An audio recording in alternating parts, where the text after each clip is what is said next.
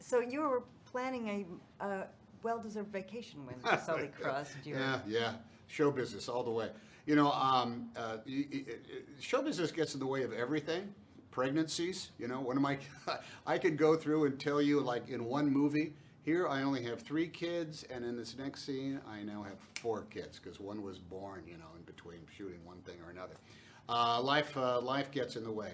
I had worked, you know, I had put my head down and plowed through an awful lot of great stuff. I'm certainly not complaining, but I knew that I was tired, and had in my head, a period of non-activity. But as is often the case, something comes along, and it's not.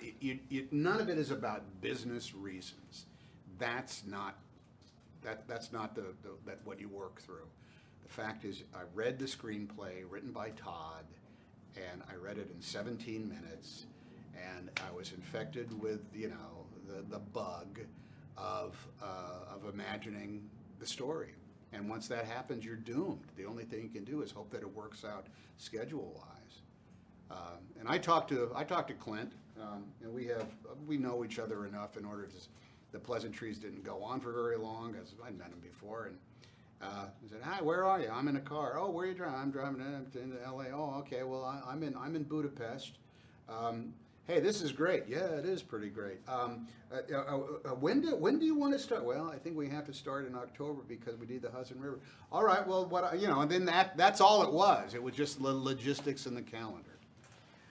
So, having never worked with Clint before, although knowing him, you know, how did you find the experience having you know, both of you, these incredible careers? Well, it's a twofold thing. One is, look, I've seen all the movies of Clint Eastwood, and the ones that are amazing are super amazing. Oh my gosh! I mean, you just run down. Let's say, and I know how movies are made. So when I see them and I see what Clint has done with a minimum amount of fuss, and at the same time with every cinematic trick that exists, it's quite astounding. Just from a fan of making movies. Then, you know, him as an actor, I mean, you know, geez, he's got some pretty iconographic performances, films. That's one side of it. So fan and coworker. That's one aspect. The other side is I made a survey of people who had worked with Clint. Say, so what's the deal? Are the stories true? Do you only get one take? Do you not know sometimes when the camera's rolling? And they all said, and rightly so, it's like, you know, there's not a lot of takes, but there's a lot of coverage, which means that you have 7, 8, 9, maybe even more opportunities to do what you want to do in a scene. And to back that up, leaving this, I never felt as though we left something on the table by the time that we were shooting it. And sometimes just the opposite. I felt as though because he moved so fast, we were able to go on and find other aspects of the scenes that only came out because we had big momentum going with us. Awesome. And you spent time with the real Captain Sully. The real Sully Sullenberger. What resonated with you about this man, and that became very important that you... You don't want to screw up somebody's life, for one thing, and I do not ever want to project upon them some editorial aspect of their behavior. They behaved as they behaved. What happened to them happened, and the results are completely objective to themselves. They're subjective to themselves. I want to be authentic to all those things. I want to be accurate to all those things, even though in a movie I will say things I never said and be places they never did.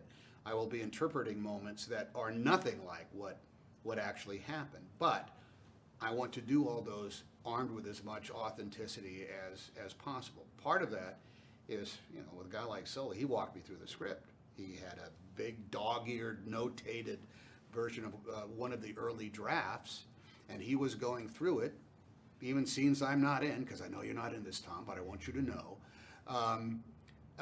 as though it was the Gutenberg Bible.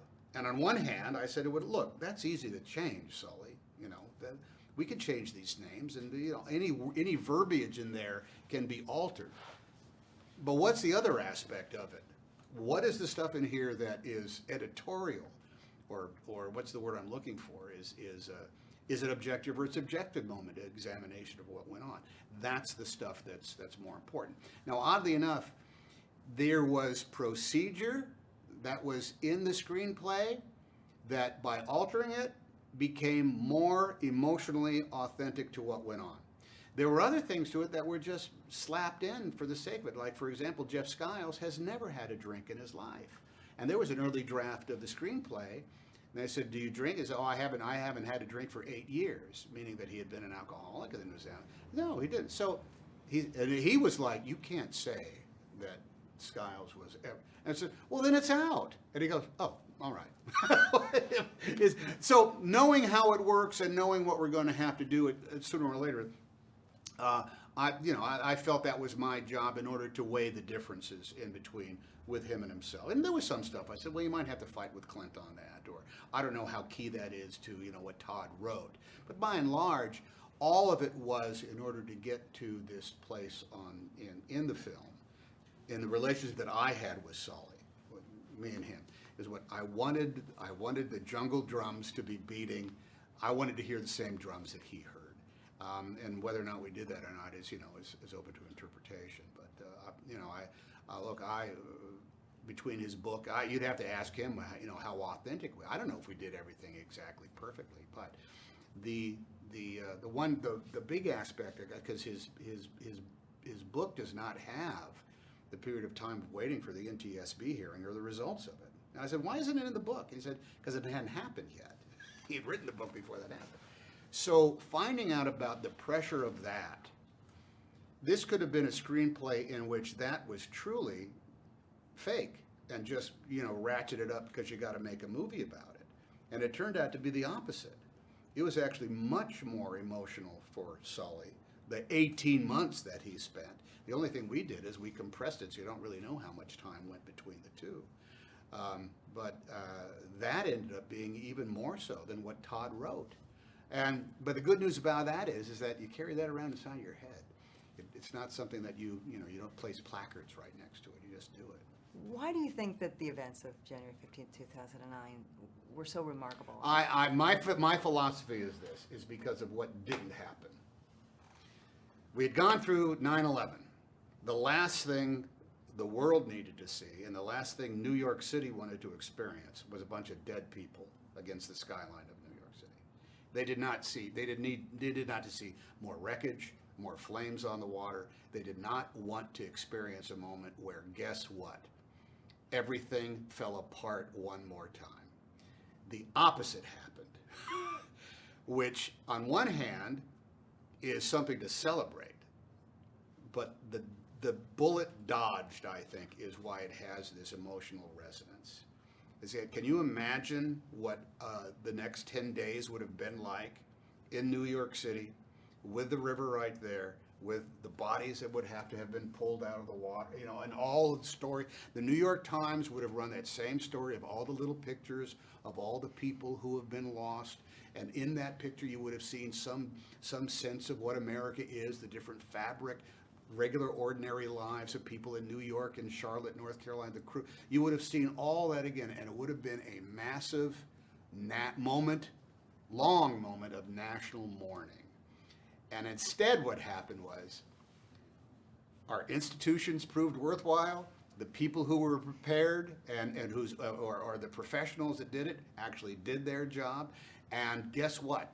We all survived what seemed to be an act of God by way of a flock of Canadian geese, flying. Now, I think that's why it's so. You could celebrate what Sully did and his instincts and all that stuff by all means. But I think the resonance that I felt, this is what I felt when I first read the screenplay, because it had even more moments in it of people who were in New York City who were looking out, and what they were seeing? Another low-flying passenger airplane, coming in at the level of the buildings of New York City. No one wanted to see that. No one wanted to see that again. And they did, and it turned out to be one of the best news stories of the decade. So I think that's what it is.